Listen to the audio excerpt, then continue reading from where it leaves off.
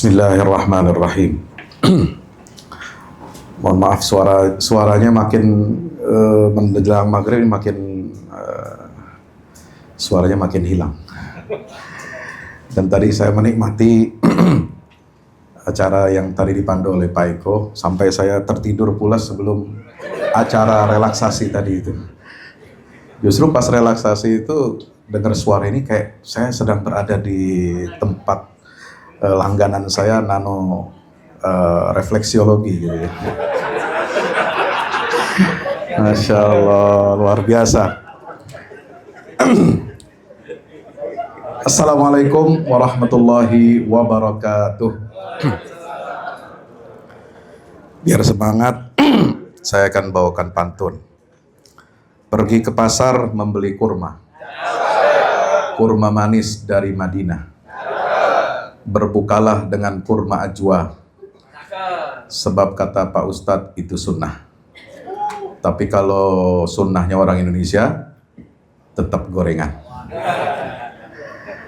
Alhamdulillah wa syukrulillah wa la hawla wa la quwata illa billah. Subhanaka la ilma lana illa ma'allamtana innaka antal alimul hakim. Wa qur rabbi zidna ilma warzuqna fahma.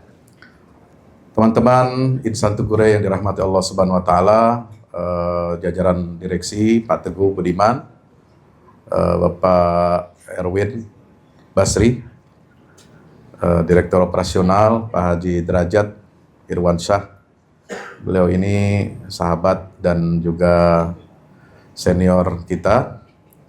Kemarin saya jumpa beliau di Tegal dalam acara pengajian Muhammadiyah. Beliau ini Direktur Keuangan. Alhamdulillah, rupanya teman-teman jadi semangat setelah mendengar nama Pak Haji Derajat disebut itu.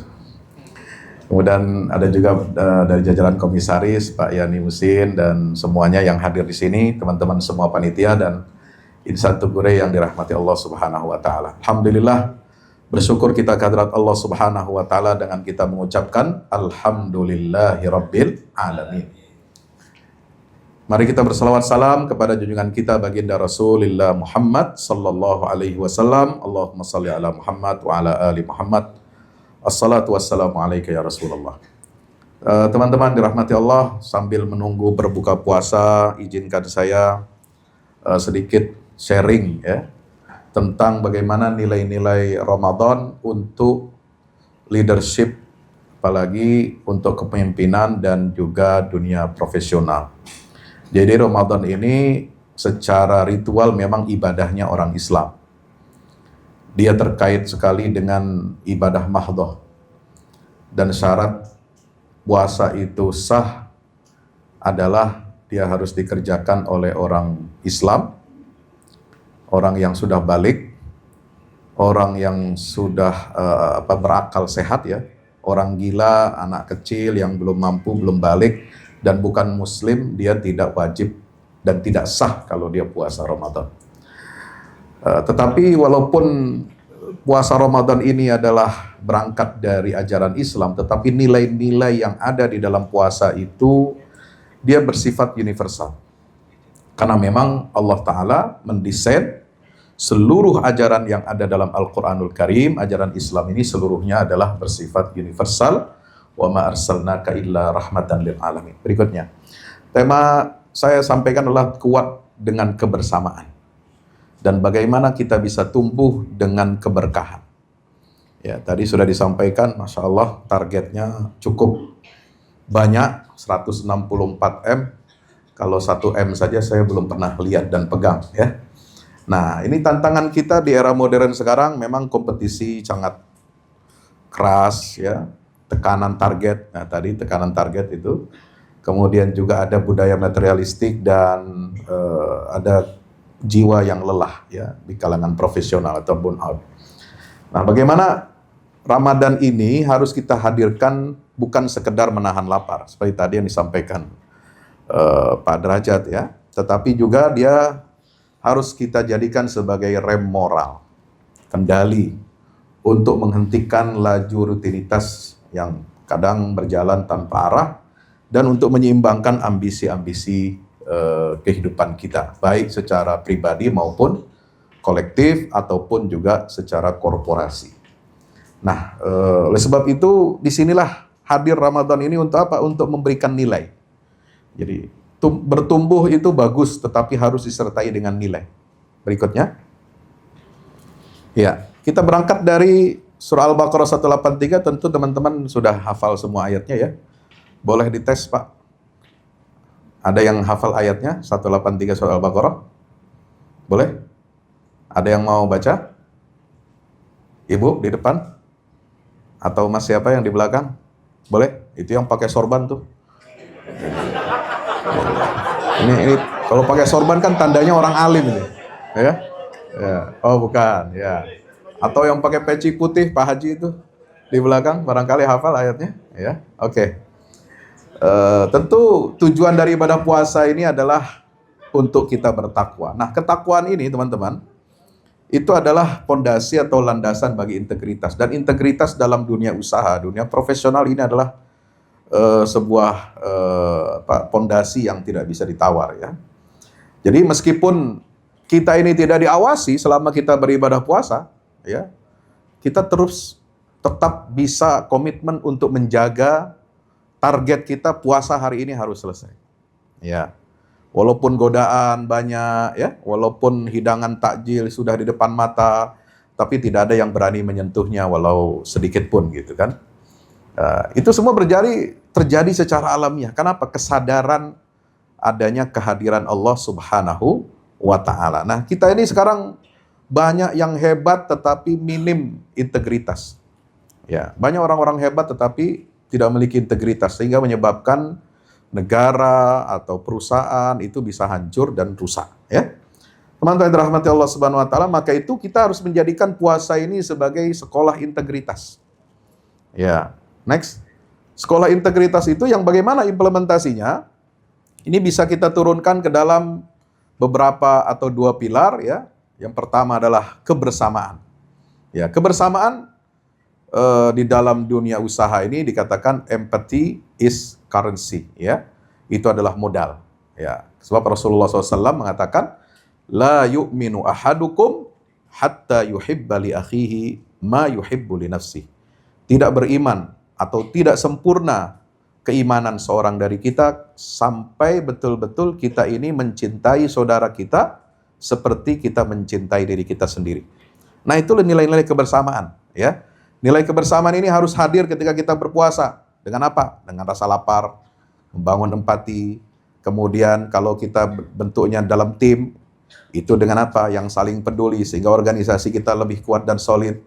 Kemudian yang ketiga, kalau kita bicara korporasi, itu ada trust ya. Di mana trust ini adalah mata uang tertinggi dalam dunia usaha, apalagi dalam industri keuangan seperti halnya asuransi ini. Berikutnya. Ya, saya pakai slide ini kenapa? Karena biar nggak ngantuk gitu. Sebab fokusnya kalau udah semakin mendekati maghrib ya, apalagi buat penceramah ini bisa berbahaya gitu. Ya, apa namanya dehidrasi ya.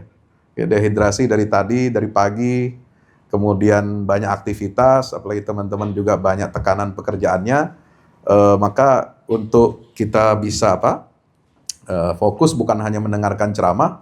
Sebenarnya saya bisa berceramah saja tanpa ada slide-slide begini ya. Tapi yang dihadapi ini teman-teman dari dunia industri keuangan, maka perlu saya sampaikan bahwa Islam itu sangat kaya sekali dengan apa? Dengan konsep-konsep ya, dengan nilai-nilai yang harus kita hidupkan untuk menghidupkan bangsa, negara dan juga perusahaan kita. Nah, kalau kita bicara tentang kebersamaan, di dalam Al-Quran itu ada dalam surat As-Saff ayat 4, Innallaha yuhibbul ladzina yuqatiluna fi sabilihi saffan ka'annahum bunyanum marsus. Allah itu mencintai orang-orang yang berjuang di jalannya dengan apa? Ya, mereka dalam barisan yang teratur. Nah ini. Jadi barisan yang teratur ini, semua yang ada di ruang ini saya kira harus menjadi tim yang solid, menjadi barisan yang teratur. Ya, seakan-akan mereka seperti bangunan yang kokoh. Jadi kita bergerak, bekerja bersama-sama untuk meraih target bersama, untuk jatuh bangun bersama. Ya, ini adalah sebuah nilai juga yang di-endorse oleh Allah Subhanahu wa taala. Sebagaimana dalam peperangan. Ya, dalam perang itu semua sumber daya itu terkuras. Semua sumber daya itu dikerahkan, ya. Apalagi kita sekarang sudah diingatkan oleh Presiden akan memasuki masa-masa sulit kalau perang di Timur Tengah ini tidak terkendali. Ya, harga minyak komoditas yang sangat penting di dunia, dan Indonesia sebagai negara salah satu pengimpor terbesar minyak di dunia ini juga akan pasti akan terpengaruh dari adanya ketidakstabilan yang ada di Timur Tengah ini. Maka itu kita harus berjuang. Ya, berjuang. Kalau kita berjuang dalam konteks di jalan Allah, ya, ini bisa kita terjemahkan dalam perjuangan kita untuk membangun bangsa dan juga korporasi.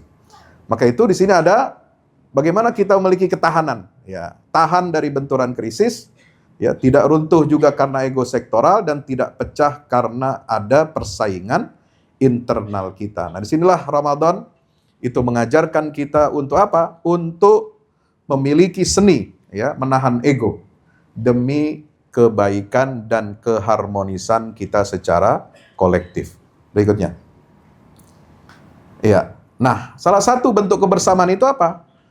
Akan ada ruh semangat kita untuk bersama, untuk maju bersama, itu kalau kita mengakui adanya keberagaman.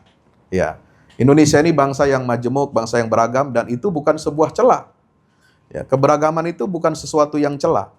Banyak agama, banyak suku, banyak bangsa di muka bumi ini, itu adalah sunnatullah. Dan itu harus menjadi kekuatan, ya, untuk kita bisa membangun peradaban dengan lebih baik.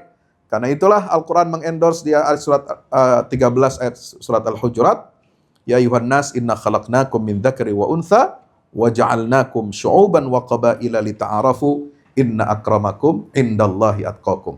Ya. Kalau lihat di sini di industri keuangan kan semua begitu, ya. Bank swasta nasional, bank umum nasional, ya, atau industri keuangan nasional itu kan berdiri di atas keberagaman. Nah, keberagaman ini harus menjadi aset, menjadi kekuatan, ya.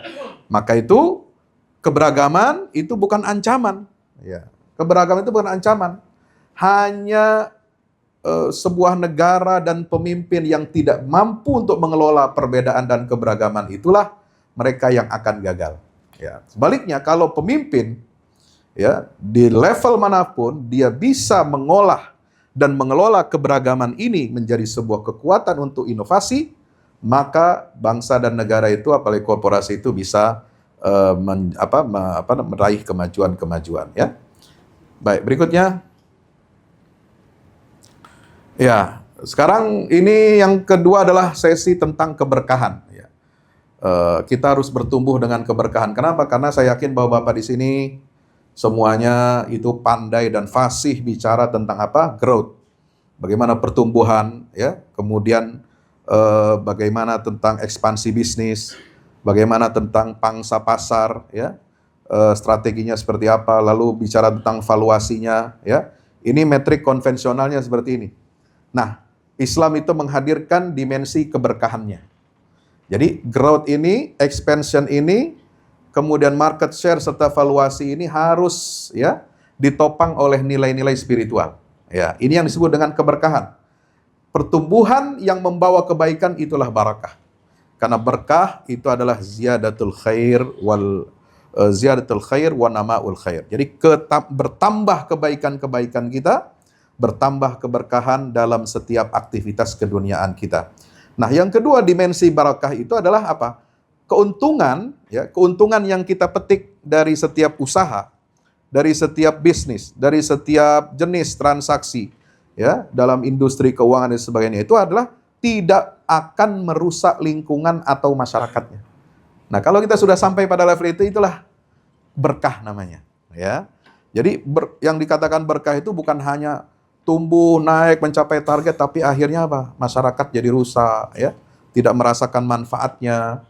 Kemudian alam juga menjadi rusak, ya, tidak mendapatkan kebaikan, gitu, ya. Oleh sebab itu kita harus meraih pertumbuhan, iya, ekspansi betul, pangsa pasar juga kita perhatikan serta valuasi, tetapi dimensi spiritual barakah ini sebagaimana dalam Al-Qur'an disebutkan dalam surah Al-Baqarah, surah Al-A'raf, mohon maaf, Ya, ini karena dehidrasi salah sebut surat itu biasa itu ya.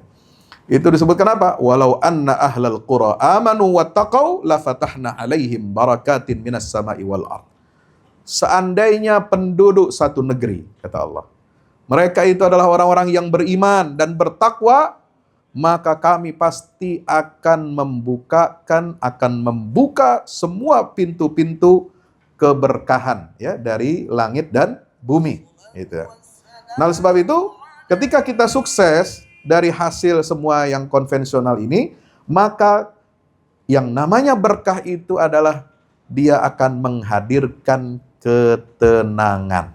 Dia akan memberikan ketenangan batin kita. Insya Allah. Berikutnya.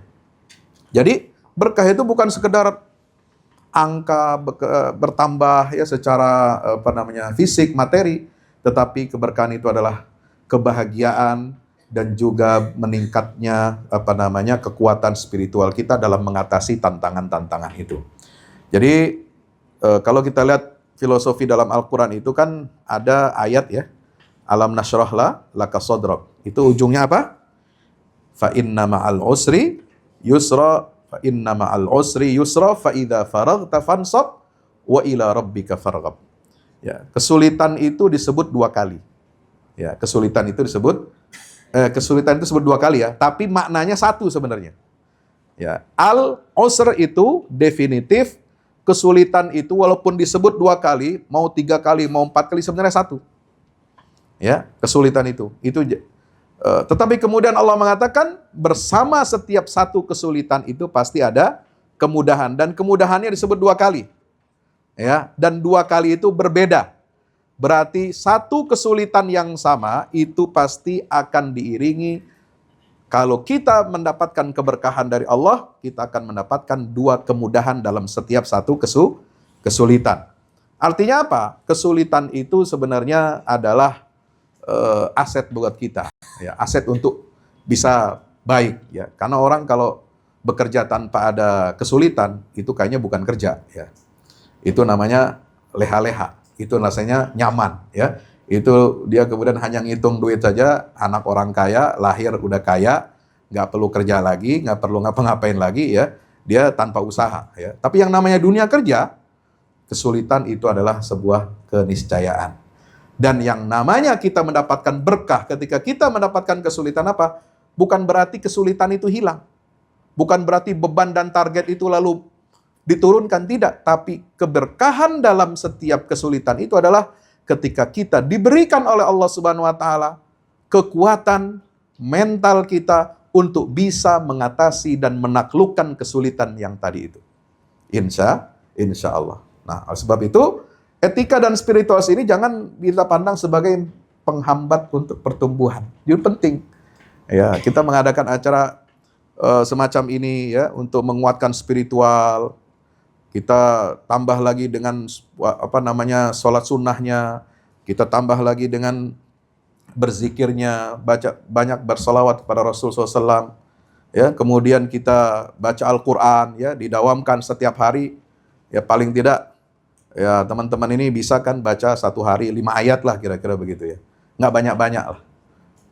Saya nggak minta teman-teman baca satu hari 1 juz itu. Ya, mungkin terlalu berat. Ya, tapi 5 ayat coba dibiasakan setiap hari. Ya, ini insya Allah akan menghadirkan keberkahan. Ya, jangan dianggap bahwa spiritualitas apalagi etika bisnis ini bukan menghambat pertumbuhan. Banyak orang mengatakan, Islam itu mengharamkan ini itu, ini bikin kita terhambat, jadi susah maju katanya. Enggak, justru nilai-nilai yang ada dalam halal dan haram dalam Islam itu adalah pondasi buat kita untuk bertumbuh. Berikutnya. Waktunya singkat lagi ya. Oke, karena slide-nya juga sedikit sih sebenarnya. Nah, kita jadikan apa? Pekerjaan kita ini sebagai ibadah. Nah, ini. Jadi ini mindset yang harus kita tanamkan. Ya, kalau tadi kita merenung menutup mata. Tadi ngapain namanya? Aktivitas apa tadi? Menutup mata atau apa itu? Afirmasi ya. Ya. Saya khawatir kalau menyebut istilah kalimat menutup mata itu meninggal gitu. Jadi nggak enak kan? Jadi apa tadi istilahnya? Ya pokoknya relax lah. Ya. Itu kita, kalau itu kan dalam dunia psikologi, dalam dunia profesional ya, perenungan semacam itu ya, itu bisa dilakukan. Itu menggunakan common sense aja. Tapi bagi seorang muslim yang memiliki akidah ya, dia memiliki panduan etika yang kuat berdasarkan syariat Al-Qur'an dan sunnah Nabi. Dalam Islam kita bekerja itu harus niatkan ibadah kepada Allah Subhanahu wa taala. Karena Nabi SAW menyatakan Allah itu sangat mencintai seseorang kalau dia melakukan pekerjaan an yutqinahu. Dia kerjakan dengan profesional, dia kerjakan dengan tekun, dia kerjakan dengan tuntas, dia kerjakan dengan sepenuh hati dan berdedikasi. Ini kalimatnya, innallaha yuhibbu idza amila ahadukum amalan an yutqinahu. Oleh sebab itu, ini prinsipnya ihsan. Nah, akan melahirkan good corporate dan governance ya. Dengan apa? Kalau kita ihsan dalam bekerja, akan lahirlah kejujuran, seperti akurasi laporan ya. Kemudian akan lahir keadilan. Bagaimana kita dalam dunia bisnis ini harus transparan menyampaikan apa resiko-resikonya gitu kan. Kemudian juga akan lahir kepemimpinan etis ya, di mana keadilan ketika membuat kebijakan itu akan dirasakan adil untuk semua. Dan dalam perspektif ajaran Islam, profesionalisme kalau dia dibalut dan dibingkai dalam niat ibadah itu menjadi salah satu bentuk ya yang tertinggi dalam ibadah kepada Allah Subhanahu wa taala. Berikutnya. Ya, ini kesimpulannya saja. Nilai-nilai yang bisa kita ambil dari puasa Ramadan berupa pengendalian diri, empati dan akuntabilitas ya. Semua ada di dalam nilai-nilai Ramadan ya. Bagaimana kita menahan diri dari makan dan minum itu definisi puasanya. Tapi hakikat substansinya itu lebih daripada sekedar menahan makan dan minum ya. Tentu di luar bulan puasa kita juga harus tetap memiliki semangat dan nilai imsak ya. Imsaknya untuk apa? Kita menahan dari reaksi yang sifatnya emosional, kemudian mencegah keputusan-keputusan yang lahir karena bersifat impulsif ya. Kemudian kita bagaimana dalam puasa itu berempati, mengerti kondisi bawahan, peduli kepada nasabah dan masyarakat, kemudian juga memiliki akuntabilitas. Meskipun kita tidak diawasi oleh manusia, tetapi kita harus merasa kita selalu diawasi oleh Allah Subhanahu wa taala. Berikutnya, terakhir. Terus ya. Nah, ini nanti dari hasil itu semua akan lahir organisasi yang kuat dan bermakna ya, yang memiliki 3 ciri khas. Profitable ya, menguntungkan dan berkembang, tapi juga kita harus memiliki integritas dan mutual respect ya, dan juga harus membawa keberkahan jangka panjang ya, yaitu sustainability. Demikian, mudah-mudahan bermanfaat bagi kita semuanya, dan terima kasih kepada jajaran direksi dan komisaris dan juga teman-teman Insan Tugure yang mudah-mudahan dengan acara kita sore hari ini ya, kita mendapatkan berkah dari Allah Subhanahu wa taala.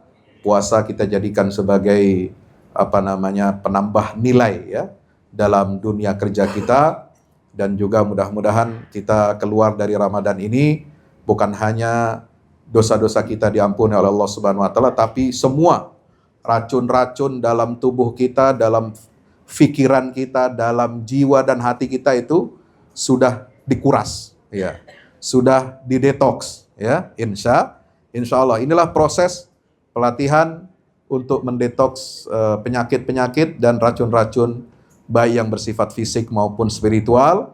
Dengan Ramadan ini mudah-mudahan kita menjadi manusia yang bertakwa, menjadi manusia yang kuat dan tangguh, manusia yang siap untuk menghadapi tantangan seberat apapun, karena kesuksesan bukan hanya diukur dengan capaian materi, tapi juga diukur dari kesuksesan kita untuk bertambah berkah, berkah untuk masyarakat, berkah untuk lingkungan, berkah untuk alam semesta. Demikian, mudah-mudahan bermanfaat. Nasrun minallah fathun qarib. Wa basyiril mu'minin. Wassalamualaikum warahmatullahi wabarakatuh.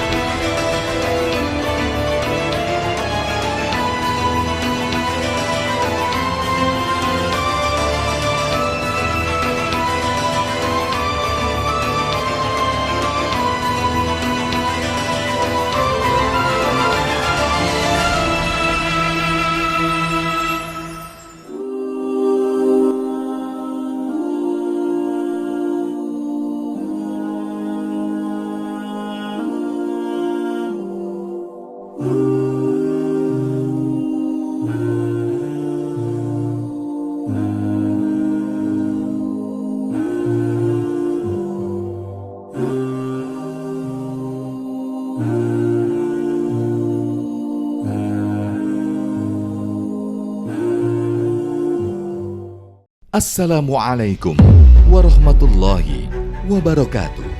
Yang terbaru dari Al-Fahmu Institute, buku petunjuk manusia pilihan, karya Ustadz Fahmi Salim.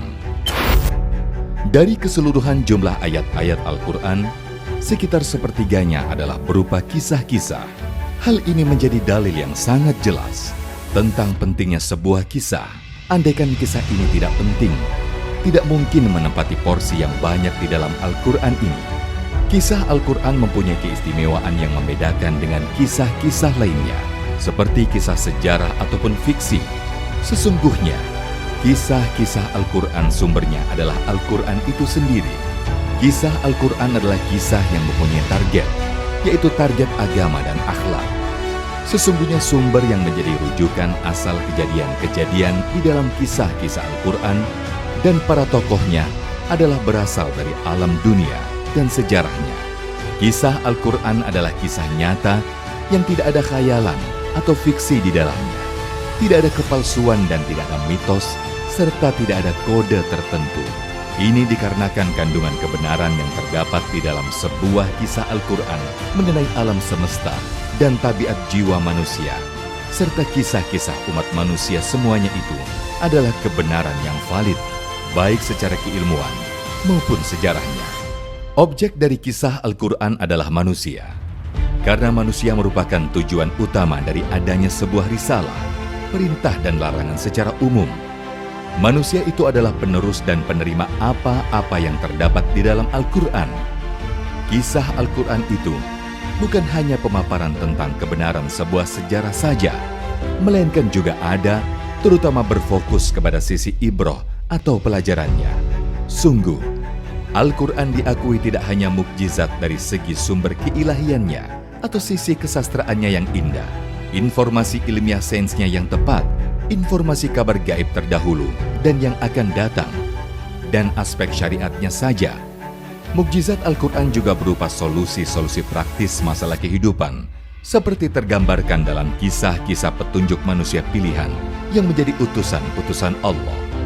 Petunjuk manusia pilihan sudah seharusnya menjadi pemandu dan penerang jalan agar Indonesia dan dunia keseluruhan segera terentaskan keluar dari berbagai kegelapan hidup menuju cahaya peradaban yang unggul gemilang, bersendikan tauhid yang kokoh sepanjang masa.